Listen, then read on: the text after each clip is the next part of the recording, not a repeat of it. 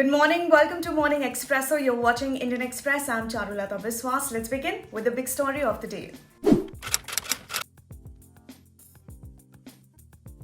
In an exclusive interaction with the Indian Express after the Congress's defeat in the recent state elections, senior party leader Kapil Sibal, who is also part of the G23, said, "For a party after 8 years since 2014 to say that we will have a Chintan Shivar to find out the reasons for this debacle, if for 8 years a political party and the leadership is not aware of the reasons for its decline, is awaiting for a Chintan Shivar to find out, is living in cuckoo land, keeping its eyes shut to the reality that confronts us."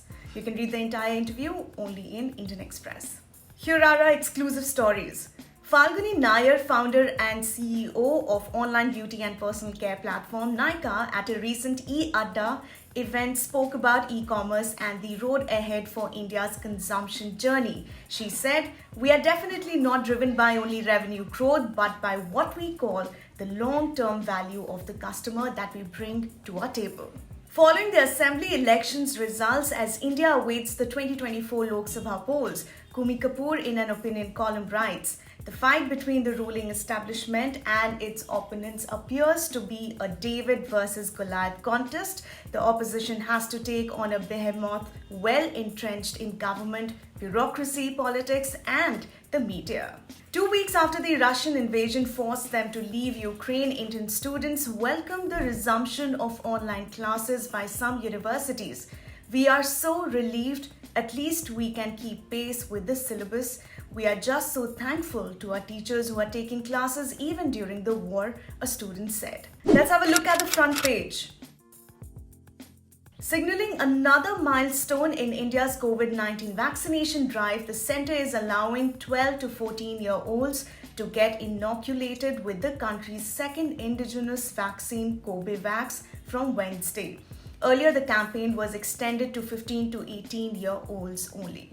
A Delhi court on Monday granted bail to former Congress councillor Ishrat Jahan, and accused in an Unlawful Activities Prevention Act case relating to the 2020 riots. The court observed she was neither physically present in Northeast Delhi for riots, nor was she part of any crew. The National Investigation Agency has told a special court in Ahmedabad that those involved in the smuggling of nearly 3,000 kg of heroin, a consignment intercepted at the Mundra port in Gujarat in September last year, have links with terror groups in Pakistan. Here are the must-reads. The depreciation in the value of the rupee, which is at a near all-time low of 76.5 rupees as against the US dollar, may be good for the country's export sectors, but there's a vulnerable subcategory that's adversely impacted.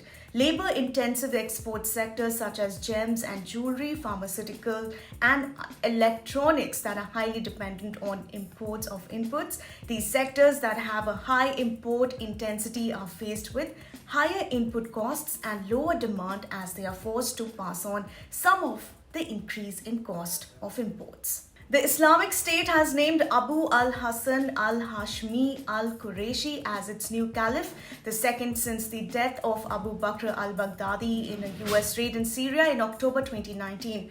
What do we know about al-Qurashi? Expert Anju Gupta writes that the trajectory of the group suggests its core based in Iraq and Syria continues to pose formidable risks to the region and the world at large. The Jharkhand government has for the first time published a booklet of notes penned by inmates from various jails across the state. In the snippets, a Dalit prisoner vents his anguish over politicians using his community for votes. An under-trial inmate writes that the jail transformed him in such a way that no educational institute could ever do. A prisoner implicated in a chit fund scam urges people to introspect on their greed too. Some news coming from the sports world. One of the most startling aspects about Jasprit Bumrah is how often it is his day, or how often he twists the narrative, or how often he ends up as the protagonist. Spinners were expected to reap a harvest on a pitch tailor-made for them in the second test against Sri Lanka, but Bumrah took